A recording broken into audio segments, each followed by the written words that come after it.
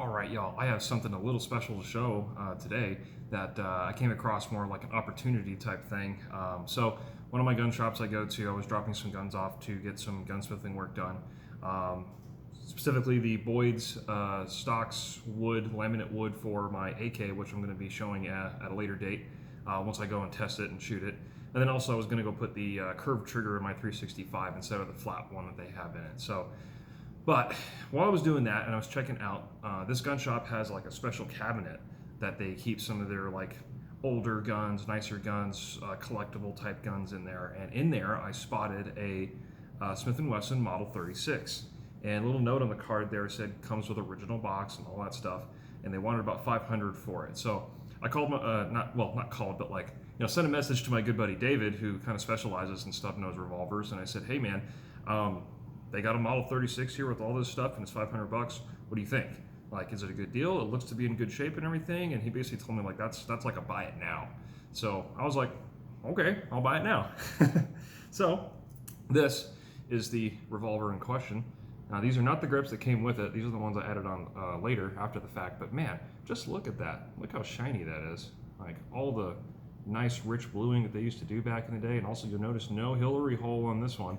This, from what I could look up, I think this one was manufactured sometime between 1973 and 1974. So it's a little bit older, but yeah, it's a Model 36 Chief Special, little J-frame 5-shot snub nose revolver, and one of the older models too, not the current reproductions that they have. I guess you call them reproductions, but it's a later production model. It has the Hillary hole in there and everything, and frankly, I don't think they're as nice as these old ones.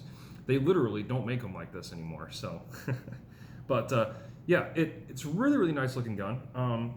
And I'll show you the box and everything that came with it. So here is the original box. And as you can see, this box is in fantastic shape. It's got all little markings right there from the factory, it's got that on there as well. It tells you what it is. And inside the box as well, it came with this stuff. I don't know if you can see that, but a little aluminum cleaning rod. There's a bill of sale there from 1985 in Arizona, actually, which I thought was really nice. This is a really, really old index card, as you can see here. So hopefully that shows up well. But yeah, 1985 right here in Arizona. So that's like a nice little personal touch, for me, because I'm in Arizona, so that's pretty cool. Standard aluminum cleaning rod. And the old style original manual. Man, look at that. That's pretty cool, huh? Yellow with age and everything, And I'm sure you guys can find pictures of what this actually looks like online, but it's still pretty cool to have such a nice condition, original paper manual like this with the box. That's super cool to me. So it came with all of that. And the grips that came with it were not original, of course, but this is what they came with originally, and whoever put this on, I guess didn't know or just didn't care to know that there was differences between the round butt frames and the square butt frames, because these grips are meant for a square butt, because when they were sitting on the gun here, there was a big old gap right back here in the back strap. There was a huge gap there, and you could see the metal back strap of the gun down in there. So they're technically the wrong grips, but they do fit on a J-frame. It's just they're meant for a square butt grip, not a round butt like this one. So these were okay. They have a little bit of damage on them, as you can see right there at the bottom here. There's a piece of wood missing. There's a chip there, but other than that, functionally, these worked actually pretty good. I shot the revolver with these grips on first, and they got this nice little ledge right here to put your thumb on. So that was actually a pretty nice grip. I didn't mind it, except when I was shooting, the checkering was just a little shallow for me. So under recoil, this thing would slide in my hand like that a lot, and I had to basically reposition my hand every time to get a high hold on it. So not the greatest, but for the purposes that I was doing it for, it worked just fine. I'm not sure I'd carry you with those grips, but it's better than nothing. But I went through some other grips to see what would fit, because the J-frame has like tons and tons of options for grips, and I didn't know which one I really like all that much, because I just don't have a whole lot of experience with them. This is my first J-frame revolver so I don't have a whole lot of experience with snub nose revolvers, at least like small ones like this. So I ordered a Hogue Bantam grip, and you can see right there in the picture what they kind of look like. They're kind of stuck behind right there. But yeah, so that was like kind of like a boot style grip where my pinky would hang off the edge here. So like I wouldn't have this. This would basically be nothing. It's just hanging off the edge, and it's just basically two rubber panels that kind of slip onto the frame. And I tried shooting with that, and honestly, I really didn't like them all that much because the revolver didn't move under my hand under recoil, but like you felt everything. Like the rubber didn't really absorb the shock of anything. It just went straight into my hand, and it was mostly unpleasant, especially with the spicier ammo. Not plus P, of course, because this is not rated for plus P, and I wouldn't want to do that anyways. So I did not put plus P through this. Just some of my spicier reloads that I have with like 158 grain hollow points. They worked pretty well out of this. But anyway, so I didn't like those Hogue grips, and so it's like, okay, I'm going to go with these Packmeyer rosewood ones instead. And I absolutely love how this looks. You know, I think the red and reddish brown really matches the dark black really nicely, and it fits extremely well in my hand. So I can get a very good firing grip with this, and it's still not too bulky. Like I would feel totally fine actually carrying this, like you know, appendix or wherever else. You know, people have been sticking J-frames for years. You know, yeah, this is super comfortable. So I'm probably going to stick with these, and then I'll take these grips and just stash them in the box there, just to keep it all together. Now, this cleaned up really well.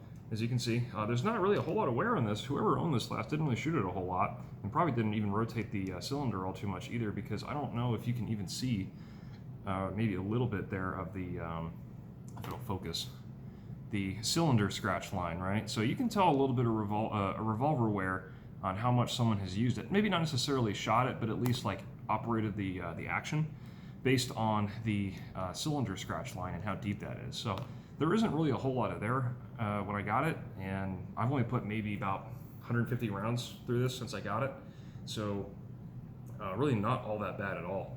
And of course, it has the old style hammer with the firing pin on the hammer. Super cool.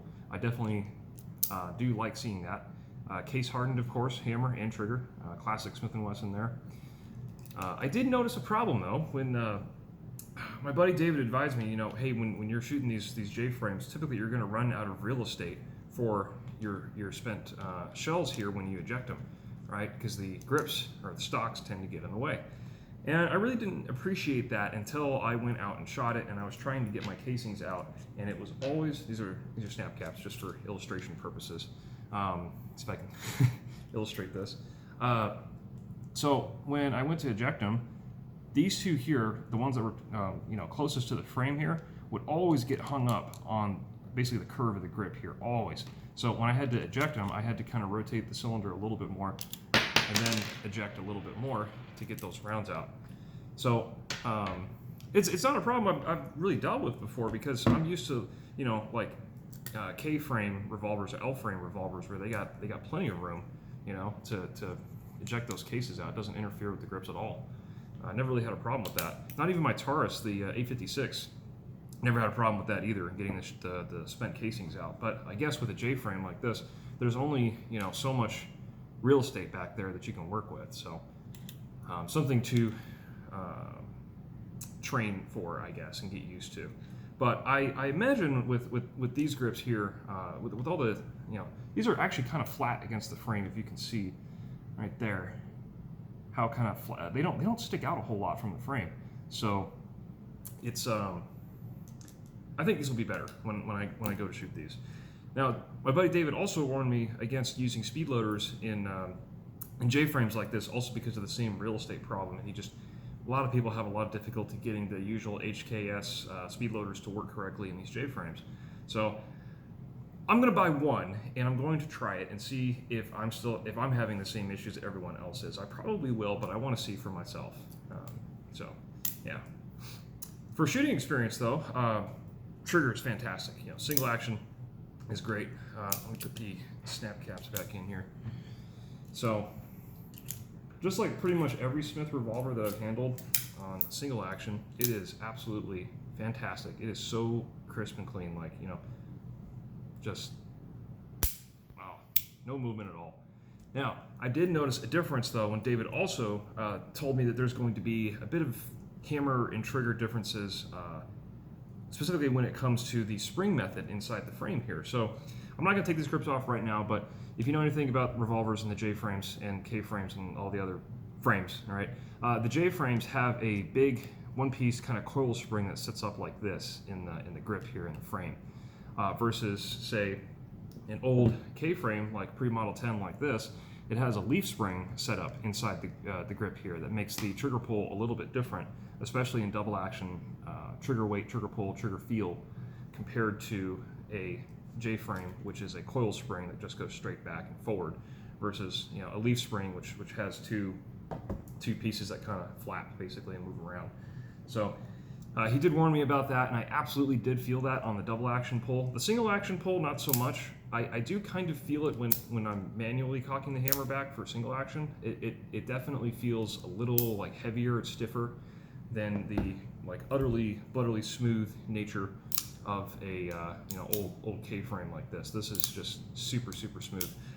Versus the J frame one, it's very much like I have to work for it a little bit. So I definitely noticed that. And then double action pull as well, much heavier on this, and it's a little bit harder to stage. Like I kind of have to wrap my finger a certain way to really get it to do a nice clean double action break like that. Versus K frame, it's just kind of smooth all the way through. So a little bit differences there from the different frames. So I definitely noticed that. As far as sights go, I mean, it's your usual like itty bitty tiny trench fixed sights. So you got the trench there and the front sight there, which is of course you got the little serrations on the ramp. That's really nice because it makes it nice and clear, cuts the glare down and all of that.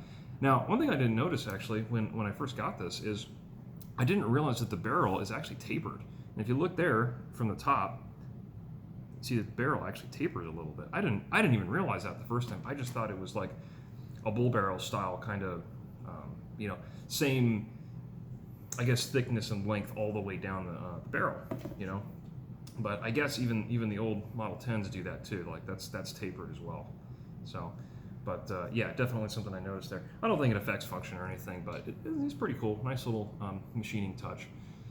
As far as accuracy goes, I was incredibly surprised by how accurate these things can be. Like I never bought into the myth that snub-nose revolvers can't be accurate. It's simply because you have an absolutely itty-bitty tiny sight radius. You have fixed sights usually, and it's a much smaller gun. And so anyone who knows anything about shooting pistols knows that small pistols are much harder to shoot than larger pistols, for the most part. A few exceptions. So that just means snub-nose revolvers are very hard to shoot accurately. So at least in comparison to say, this is much easier to shoot accurately than this old J frame. So I do have a target here though. I shot this at 25 yards and I had no idea where to hold, as I'll demonstrate here. So here's a target I had at 25 yards. I shot 2 groups of 5 shots each, with just some regular Remington 130 grain FMJ stuff, nothing fancy at all, nothing special. And I had 2 points of aim. I had 1 point of aim here at 6 o'clock position for the black, and then I had 1 point of aim way the heck up here at the top of the page, because initially I couldn't see where my shots were going. I was like, I don't even know where this revolver is hitting, so I'm just going to keep shooting, and hopefully a group appears somewhere on the page. So as it turns out, the group was a lot smaller than I thought it was going to be, so surprised the heck out of me. So here, this top group, when I measured this, I believe this group was 2 inches. 2 inches wide at 25 yards with a little snub-nose revolver. That's freaking awesome, right? Now, this group down here is even better. This is a 1.9 inch group at 25 yards. So that's freaking awesome. So at least this particular revolver with that particular load on that day, with my ability to shoot, fantastically accurate. I mean, that is like as accurate as like my full-size service pistols that I shoot all the time, and this is a brand new gun to me. And it's shooting that well. Like, I mean, obviously I was taking my time, yeah, and it was all, all single action pulls. I didn't dare try to do double action only at 25 yards. I didn't trust myself that much. But Yeah, that target there just goes to show you these things are phenomenally well built, like accurate, good guns. Like you do your part, and it'll do its part to put the shots where you need it to go. Now, of course, with those, as you saw, those points of aim that I had and where it was hitting was super low compared to where I was aiming. That makes sense because these are not meant to be shot at 25 yards. You know, when they calibrate these sights and they do all the math and make them all work and everything, and they zero them at the factory, I'm sure they're thinking that this is probably going to be 10 yards and under type of gun, or as my uncle likes to call it, a belly gun, where you literally stick it in the guy's belly and you just keep pulling the trigger until he gets off you, right? So, but that doesn't mean that you can't do the job at longer ranges if you needed to, right? Who knows if you're going to be in a situation where you need to be the next, Dickin, where you need to engage a guy, a crazy dude, crazy person in a shopping mall who's 40 yards away, and you got to put all your shots within a body-sized target, in like 10, 15 seconds, right? Who knows if you're going to need to do that with the only gun you have available to you, which may be this, right? So if you feel like you need to do it, you need to practice for it, right? So that's why I always, like I mentioned in my other video, I always emphasize shooting at 25 yards with every defensive carry piece that you have, even snub-nose revolvers like these. Always practice and do that, because it is possible and you can do it if you practice and do your part. These guns are certainly mechanically capable of being accurate enough to get your shots on where you need to hit, upper body, head, if you're lucky, to neutralize the threat, stop the threat, save a bunch of lives, maybe your own. So I have been very impressed overall with these little J-frames, I know it's overproduction and they don't make them like this anymore. They literally don't.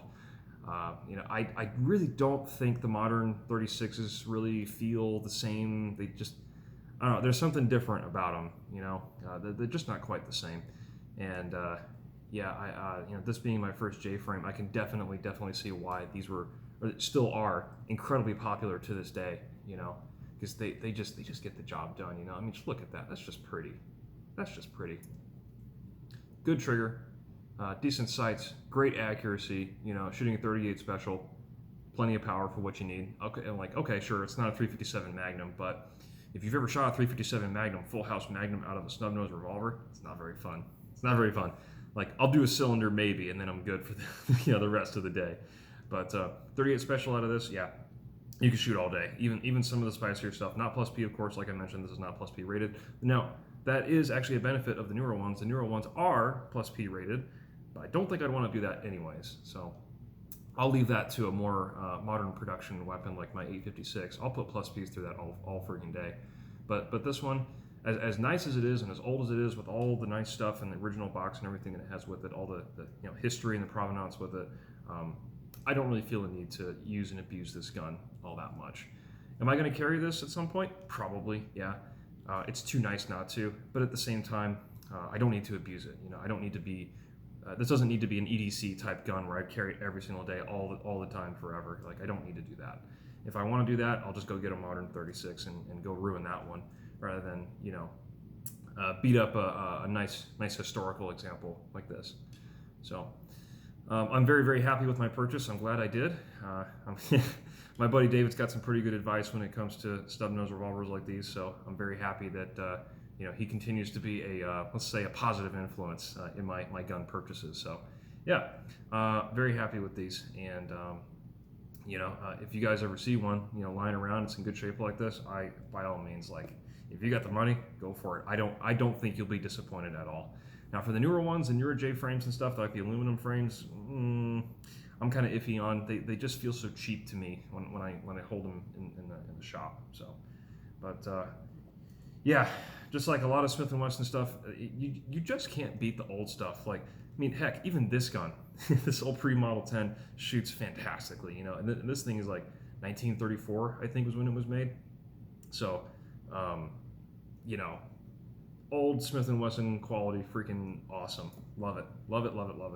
So another home run for Smith & Wesson revolvers, but you don't need me to tell you that. I'm sure everyone already knows that. But yeah, it's nice to get some like hands-on confirmation for that. But anyway, yeah, love this old Model 36. highly recommend it. I'm super happy that I got all original like box and things with it. Now I'm just missing the screwdriver, of course, but hey, you know, I'll take what I can get for that price. So anyway, just thought I'd bring that to you guys. I love this thing, so I'm gonna keep shooting it, and yeah, we'll see you next time.